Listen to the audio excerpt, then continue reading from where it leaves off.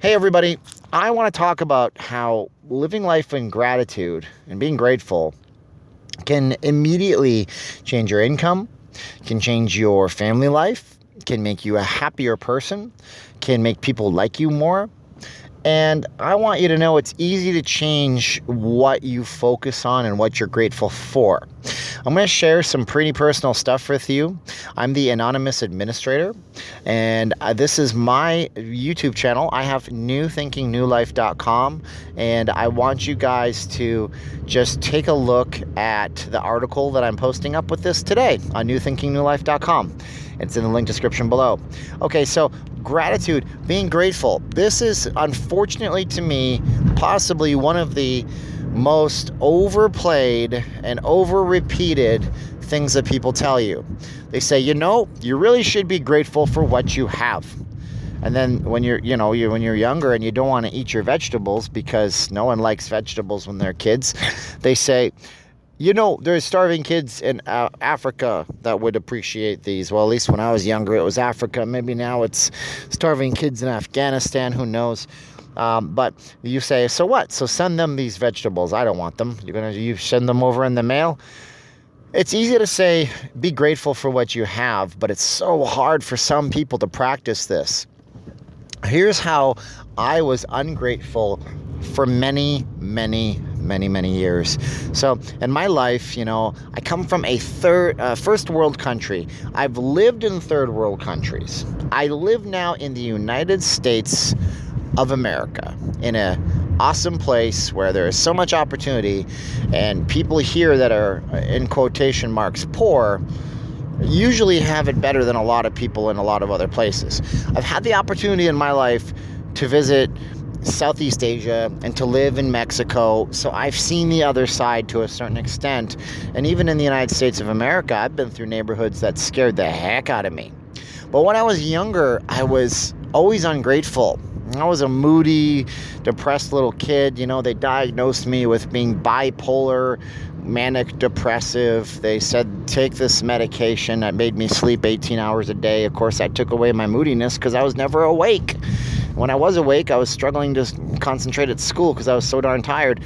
And so at the end of it all, I was just frustrated, upset, sad, morose, never appreciating the fact that my parents somehow always managed to finagle or negotiate or save and scrimp for us to get the video game at Christmas time and for us to have a Christmas dinner on the table. And you know what? I don't know how they did it. I have no clue whatsoever. But what I realized is that had I just stopped and smelled the roses a little bit and was really grateful for what I had in front of me, my life could have been radically different.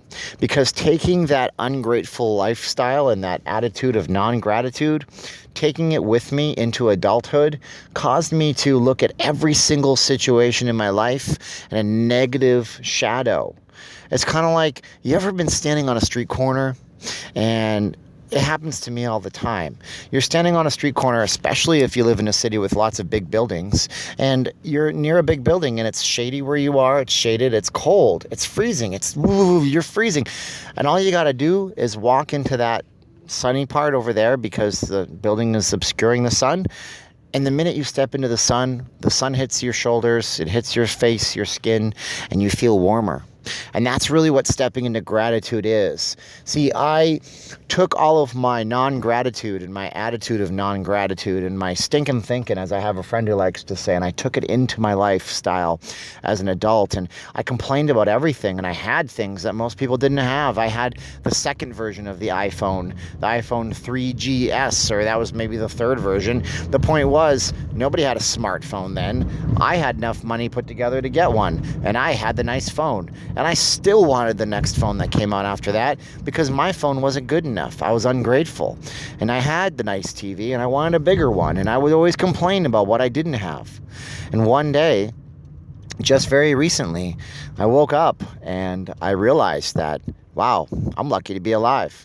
See, what I did was I went crazy, went berserk, decided that I was going to drink way too much and should have gone to jail. It's a long story. I'll tell you someday on the site or on the channel, so be sure to subscribe. But the long and short of it was that I was grateful simply that day to be alive and to be with my family and to know that they had not walked out on me, because honestly, they had every right to do so. So I took some advice that I read in a book one day by Anthony Robbins, and I wrote down a list of things that I was grateful for, but I didn't just write them on a piece of paper. I wrote them on my mirror in my bathroom, and it's still there to this date.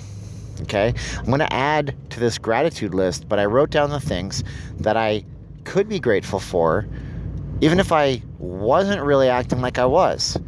And there were such basic things. It wasn't even material. Some of them were material, having a vehicle to drive from point A to point B, or, having a nice home that's warm and the bills are all paid to live in. Yeah, that was material. But the other things were having a family, having a wife that loves me and cooks for me and takes care of me, having the sense of well-being that I live in a great country where people aren't going to just bust in and ask me to show my papers to them, and I don't have to worry about, walking onto the street and getting robbed or mugged. For the most part, it's still a dangerous world, but I'm grateful that I'm pretty much 100% sheltered and protected. These were the things that I was truly grateful for, and I wrote them down and I stared at them, and I looked at them every day, and I still look at them to this date. Because the minute that I started living this life and this attitude of gratitude was the minute that my life seemed to change. It seemed like the planets rearranged themselves somehow, and I was able to go out and wake up with a smile on my face instead of a scowl. And that smile on my face led people to smile at me. And when people smiled at me, I smiled back at them. And when people would ask me how I was, I would say, great, I'm great. I wouldn't say, another Monday. I'd say, I'm doing great. Thank you for asking. And it was just such a liberating feeling that I want to share that with you, especially today. This day, this is going up. This is Thanksgiving Day.